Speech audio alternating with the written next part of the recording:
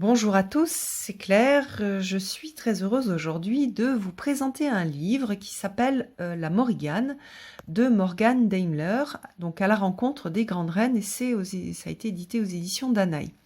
Alors c'est un petit livre sur la Morrigan avec une présentation donc courte, assez succincte, pour toutes les personnes qui ont envie de rentrer, enfin de rencontrer cette Morrigan et qui ont envie pour cela de passer par une voie, on va dire, académique.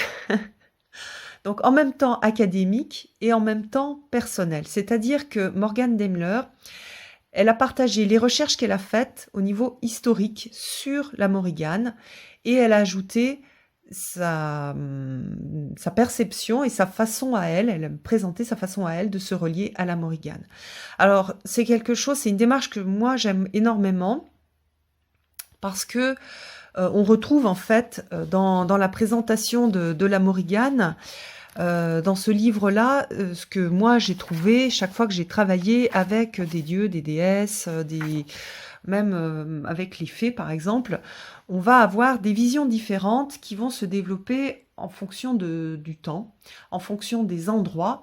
Et donc moi j'aime bien faire cette recherche d'abord au niveau historique, voilà, à quoi elle a été associée, qu'est-ce qu'on a raconté par exemple ici sur la Morrigan, les types de Morrigan, etc. Et après, je vois qu'est-ce qui résonne en moi et comment est-ce que, au niveau personnel, ce type d'énergie, alors qu'on peut voir sous forme d'un archétype, si on parle de psychologie, qu'on peut voir sous forme de déesse incarnée, si on travaille avec des dieux et des déesses personnifiés, sous forme d'énergie, etc. Et je vois comment est-ce que moi, je vais être touchée au niveau personnel par cette énergie, comment est-ce qu'elle va me guider, comment est-ce qu'elle va me conseiller, comment est-ce qu'elle va m'aider à avancer, à comprendre la vie, etc. Alors, ça fait un petit moment que je tourne autour de ce sujet de la Morrigan parce que je ne sais pas pourquoi, voilà, j'ai ressenti une sorte alors j'aime pas dire sorte d'appel parce que ça fait un peu Moïse ou Noé. C'est plus voilà, quelque chose intérieur qui a résonné et qui n'a pas résonné au niveau du tout intellectuel au départ. C'était plus voilà, quelque chose qui m'a comme une petite lumière, quelque chose qui s'est éveillé en moi. Et j'ai commencé à lire certaines choses, regarder des publications de gens qui travaillent avec la Morrigan. Et ensuite, j'ai vu que les éditions Danaé avaient ce livre-là, et je me suis dit, bah tiens, voilà, je vais aller voir sur ce livre-là comment est-ce qu'elle est présentée et qui est la Morrigan. Et j'ai adoré. Voilà, j'ai vraiment adoré ce livre. J'ai adoré la façon dont il a présenté, dont la présentation a été faite, donc avec cette présentation historique sur, voilà, alors il y a la Morrigu, Macha et Bad, donc avec trois aspects de la Morrigan, sachant qu'il y a quelque chose d'assez complexe autour de cette notion de Morrigan, puisqu'on a plusieurs aspects, avec parfois vraiment des déesses différentes qui sont évoquées, et pas que 3, parfois même 4. Donc on a toute cette approche qui est passionnante, mais qui est pas, c'est pas un livre qu'on va lire comme ça. C'est pas un livre facile à lire, puisqu'on a tout le travail historique qui est complexe et qui est mélangé, qui est parfois contradictoire. Donc on va retrouver donc malgré tout ça qui, je trouve, est intéressant à lire pour donner un peu un terreau. C'est un peu comme si, voilà, moi j'ai cette petite lumière, cet appel, je le mets dans mon chaudron, je vais mettre dans mon chaudron ce livre-là, avec cette approche de la Morrigan, une approche on va dire académique, avec voilà, qu'est-ce qu'on retrouve dans les textes. et comment est-ce que Morgane Daimler, elle, travaille avec la Morrigan. Donc, avec ça, voilà, je commence à faire chauffer un certain nombre de choses et je vais voir ce qui commence à ressortir. Alors, j'avais pas envie, en fait, de me lier avec cette Morrigan parce que je voulais pas rajouter tout un travail sur la mythologie irlandaise. Je travaille énormément avec la mythologie égyptienne, avec les dieux égyptiens, avec les dieux, un peu avec les dieux nordiques aussi, avec, bon, bah, bien sûr, les dieux et les déesses de la mythologie grecque et de la mythologie romaine. Et voilà, j'avais pas envie de rajouter parce que après, moi, je le prends trop au niveau intellectuel, ça me fait trop travailler des choses voilà, intellectuelles et j'avais envie d'être que sur du ressenti. Mais je me suis dit, voilà, là, c'est un autre appel d'une autre forme et voilà, j'étais pas partie là-dessus, mais malgré tout, vous voyez, ici, j'ai trouvé, en tout cas, elle m'a trouvé à travers aussi en me disant, bah voilà, tiens, aussi, il y a un livre simple, enfin simple, il est un peu complexe à lire, mais voilà, un livre pas trop long qui demande, enfin, qui a fait le travail que moi j'ai pu faire avec sur la mythologie, par exemple égyptienne, et donc j'ai beaucoup apprécié. Donc j'espère que c'est clair. J'ai l'impression que c'est tout en vrac. Mais bon, voilà.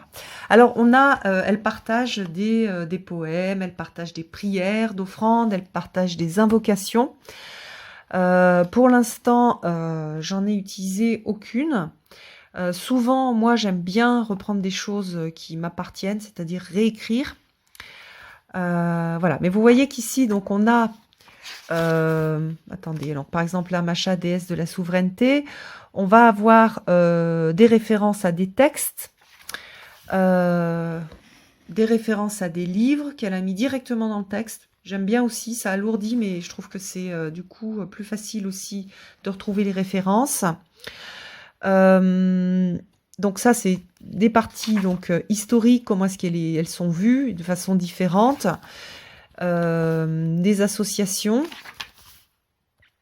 à nouveau donc là des prières que elle a écrites. Donc là, c'est la partie personnelle.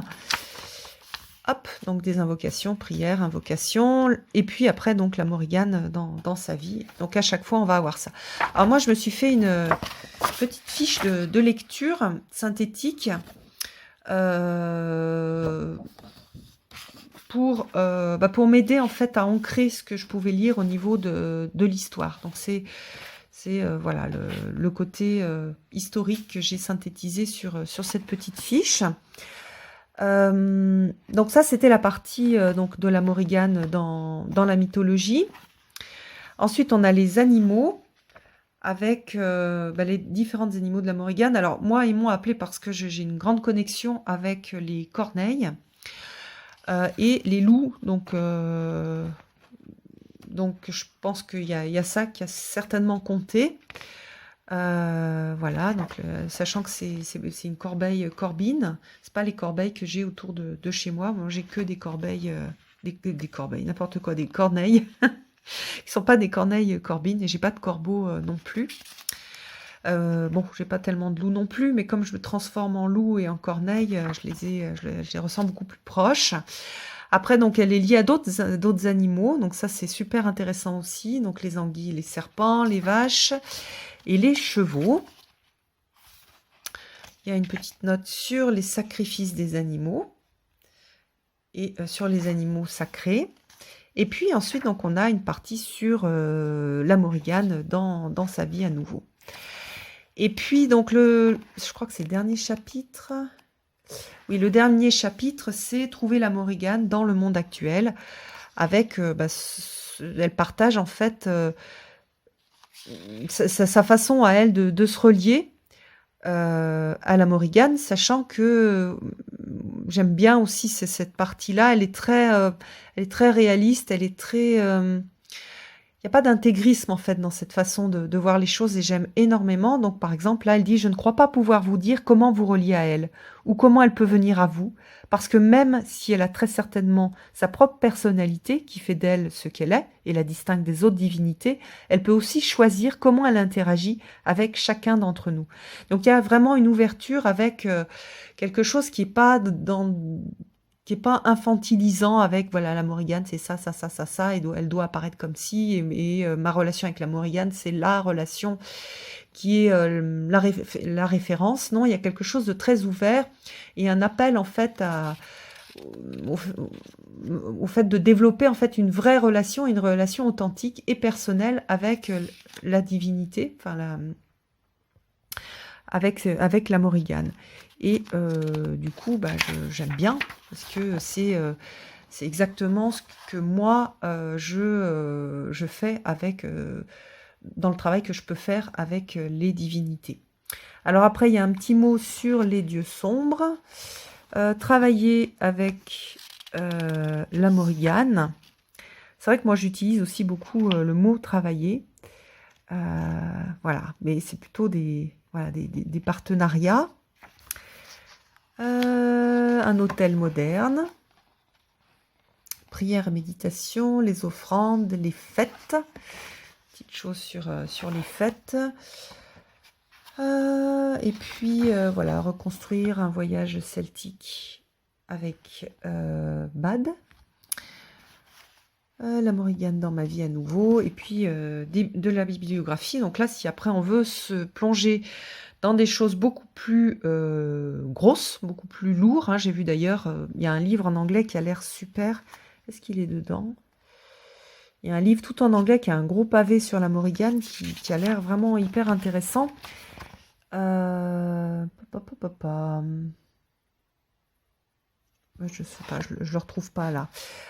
Mais donc du coup, voilà, on a ce travail qui est fait donc autour de la Morrigan. Enfin, ce partage plutôt, c'est son travail personnel qu'elle partage. Donc à nouveau, je le redis, un travail académique avec donc petit résumé que j'ai pu faire moi, et puis un travail, enfin un partage sur la façon dont elle voit la Morrigan et le lien avec la Morrigan et un des aspects de la Morrigan puisqu'elle travaille plus avec un des aspects de la Morrigan. Voilà, donc voilà pour la présentation de ce livre-là. Donc j'en discutais avec Célia. C'est vrai que c'est pas un livre pour quelqu'un qui se dirait tiens, j'aimerais bien savoir comme ça rapidement qui est la Morrigan, parce qu'il demande quand même un petit peu de transpirer intellectuellement sur la première partie, sur la présentation historique et sur justement toute cette pagaille et cette impression de pagaille sur cette vision de la Morrigan. Mais je trouve quand même que pour des gens qui sentent qu'il y a quelque chose qui résonne en eux et qui ont envie de l'approcher, je trouve que c'est bien parce qu'on a quelque chose de court et quelque chose de résumé qui est super bien fait avec cette partie historique et cette partie d'intégration de la Morrigan dans la vie de Morgan Daimler et ce partage qui est très riche. Voilà, donc pour moi une belle traduction, hein, parce que c'est un livre qui est sorti en anglais. Un livre voilà, qui fait partie pour moi en tout cas qui fait partie de ma bibliothèque et que je vais conserver précieusement et ressortir régulièrement avec donc ce travail que j'ai fait avec ces petites notes qui vont peut-être d'ailleurs finir dans mon grimoire, enfin dans mon livre des ombres.